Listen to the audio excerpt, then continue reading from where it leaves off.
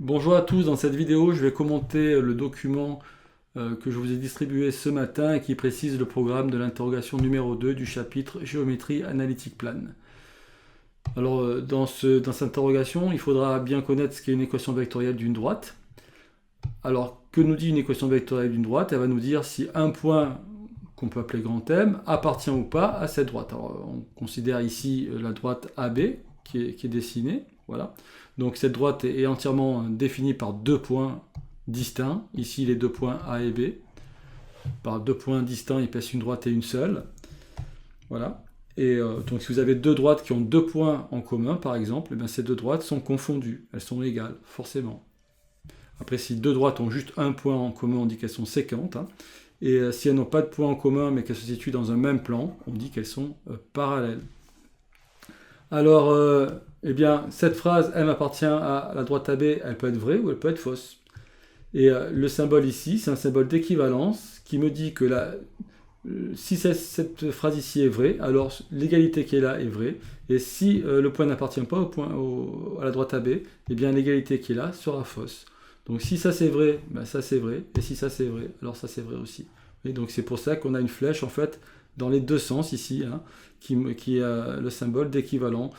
Ces deux phrases sont vraies en même temps ou fausses en même temps. Donc c'est important de bien comprendre ça. Il est important de bien comprendre en fait qu'on travaille dans un plan, hein, puisque c'est de la géométrie plane. Alors c'est quoi un plan finalement? Parce que, eh bien, si vous voulez, la feuille sur laquelle on travaille ici, hein, eh bien, cette feuille, le mathématicien l'imagine comme un ensemble de points.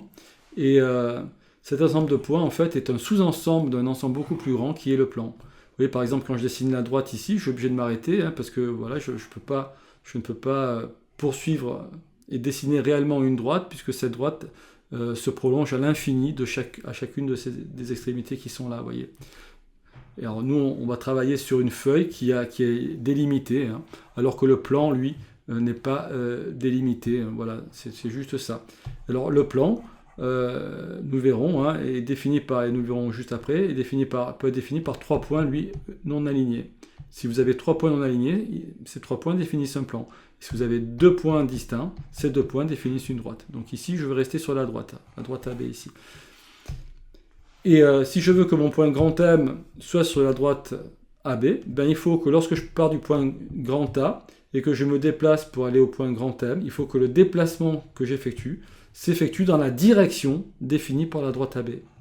Si je me déplace dans la direction de la droite AB, évidemment, mon point d'arrivée, en partant de grand A, qui est un point de la droite, ben mon point d'arrivée sera également sur la droite.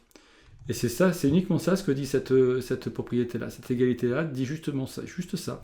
Par exemple, si vous avez k égale 0, ça veut dire que vous restez sur place, le point grand M est en A. Si vous faites k égale 1, ça veut dire que vous partez de A, vous faites un déplacement égal à AB, ben vous partez de A, vous faites un déplacement égal à AB, ben vous arrivez au point grand B. Ce point grand B est bien un point de la droite, il lui correspond la valeur de petit k égale à 1. Si vous prenez k égale 2, bien k égale 2 en partant de grand A, vous faites deux fois le déplacement défini par le vecteur AB, bien vous arrivez au point qui est ici, que je peux noter par exemple. Et je peux en fait lui donner, plutôt que lui donner un nom, je vais lui écrire en dessous le nombre, petit k, hein, ça c'est petit k, c'est la valeur de petit k qui lui correspond dans l'égalité, dans l'équation vectorielle que nous considérons. Alors évidemment, il y a une infinité d'équations vectorielles plus une droite. Hein. J'aurais pu choisir n'importe quel point grand A de cette droite et n'importe quel vecteur directeur, c'est-à-dire un vecteur qui a la même direction que la droite. Donc ça c'est important de bien comprendre ça. Hein. Ce qu'on veut, c'est que le point grand A appartienne à la droite dont on donne ici l'équation vectorielle, et on veut que le vecteur AB ait la même direction de la droite. N'importe quel point de la droite, pas forcément grand A, j'aurais pu prendre grand B ou n'importe quel autre point, et n'importe quel vecteur directeur, j'aurais pu prendre par exemple comme vecteur directeur le vecteur FG, ou le vecteur GF aussi, hein, auquel cas ben, mes K positifs, au lieu d'être ici, ils auraient été de l'autre côté du point grand A. D'accord? Si je considère toujours que je pars du point grand A, évidemment. Enfin, voilà, il y a plein d'équations, il y a une infinité d'équations vectorielles pour une droite. Et ben, par exemple, hein, ce qu'on peut faire avec cette équation vectorielle, on peut graduer hein, la droite AB et associer un nombre à chacun des points de cette droite. Et ça, c'est aussi une propriété très importante. Quand vous avez une droite, à chaque point de cette droite, on peut lui associer un nombre réel et réciproquement. Mais pour cela, il faut se donner un point qui finalement sera ici, si on considère ici les nombres comme étant les abscisses des points, hein, les nombres qui permettent d'indiquer la position de ces points sur la droite, eh bien grand A devient ce qu'on appelle l'origine d'un repère, et le vecteur AB devient le vecteur du repère. Donc avec un point qui est l'origine, qu'on va appeler l'origine du repère, et un vecteur qui donne la direction de la droite, hein, et qui est le vecteur de la base, donc un vecteur de base en fait, un déplacement élémentaire si vous voulez, on va pouvoir graduer notre droite et associer des nombres à chaque point qui la constitue. Alors au passage, un peu de vocabulaire, hein, quand deux vecteurs ont la même direction, on dit pas qu'ils sont parallèles, on dit qu'ils sont collinaires. Donc deux vecteurs ne sont pas parallèles, ils sont collinaires. Par contre, les directions des vecteurs, elles, sont parallèles. Une droite, donc, et des droites qui sont parallèles ont la même direction. Voilà, alors on peut s'amuser hein, à faire des graduations plus petites que 1. Vous avez 1 ici, mais vous voyez que le vecteur AB ici, le segment de droite AB, je peux le diviser facilement en 3 parties égales. Et vous pouvez très bien dire que là, j'ai 1 tiers. Et ici, j'ai 2 tiers, petit k égale 1 tiers, petit k égale 2 tiers. Donc dans le repère défini par le point grand A et le vecteur AB, eh bien, ces points ici ont pour abscisse 1 tiers, 2 tiers, le point B a pour abscisse 1, le point grand A qui est l'origine du repère a pour abscisse 0, le point grand E aura pour abscisse 3 demi, parce que pour aller de A à E, AE égale 3 demi, ce qui est écrit ici, hein, AE égale 3 demi de AB. Alors je pourrais également considérer des valeurs de k négatives, auquel cas eh bien, je vais avoir les points qui correspondent à des petits k négatifs de l'autre côté du point grand A. Par exemple ici, j'aurai moins 1 tiers, moins 2 tiers, et puis ici moins 1. Voyez, et puis voilà, et puis je peux continuer. Hein.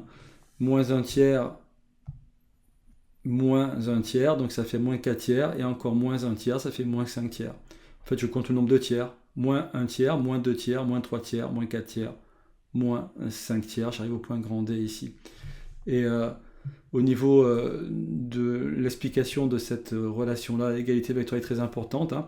Quand vous écrivez que, par exemple, AD est égal à moins 5 tiers du vecteur AB, eh bien, ça veut dire que ces deux vecteurs, ces deux déplacements, le déplacement AB et le déplacement AD ont la même direction.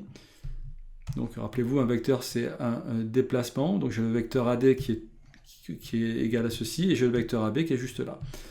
Donc, ils ont la même direction. Ils n'auront pas le même sens, puisque j'ai un signe moins ici. Donc, pour aller de A à D, je vais me déplacer dans le sens contraire. Donc, je vais me déplacer dans le sens de B vers A, en fait. Là, je pourrais écrire que c'est égal à 5 tiers de BA. Donc, AD est égal à 5 tiers de BA. Pour aller de A à D, je fais 5 tiers de BA, vous voyez. Et la distance qui sépare A à D est égale à 5 tiers, 2 fois la distance qui sépare A à B, ou BA, c'est pareil, hein, au niveau des distances. Alors, quand on parle de distance entre deux points, on met des valeurs absolues, mais si on parle de la longueur des flèches et donc de la norme d'un vecteur, eh bien, il faut utiliser la notation avec double barre. Hein. Double barre, donc c'est la norme d'un vecteur. Mais c'est la même chose, hein. La norme d'un vecteur, eh bien, c'est la distance qui sépare